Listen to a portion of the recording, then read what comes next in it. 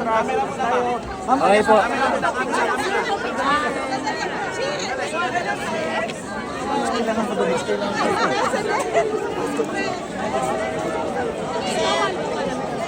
Bawal po ka lang. Thank you po.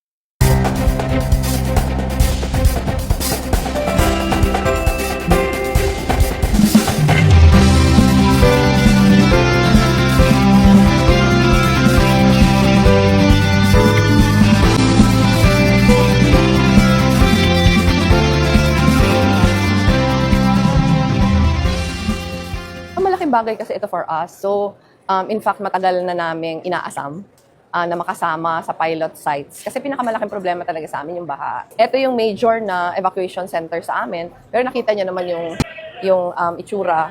And itong kung saan tayo ngayon, napapalibutan siya ng 3 malalaking barangays na talagang laging lubog sa baha. Talagang lugar siya for events, for games.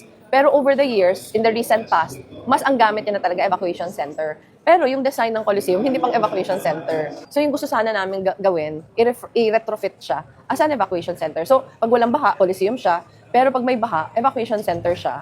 Para comfortable yung mga tao. Ang pinaka-problema pa namin dito, yung mga banyo niya nasa baba. Pag mataas yung floods, inaabot yung mga banyo, hindi nagagamit.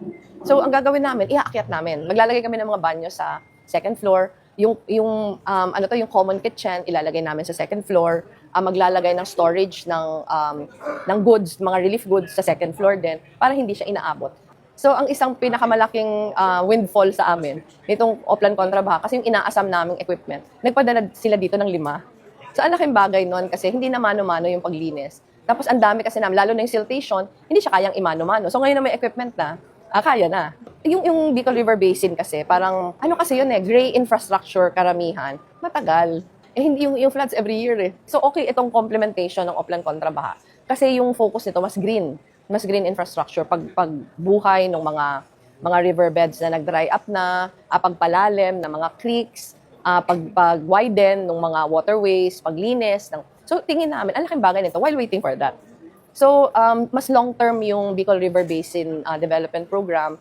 Ito, mas short-term, mas ngayon na. And ako, malaki yung paniniwala ko na pag na-sustain lang ito, maraming hindi na kailangan ng gray infrastructure.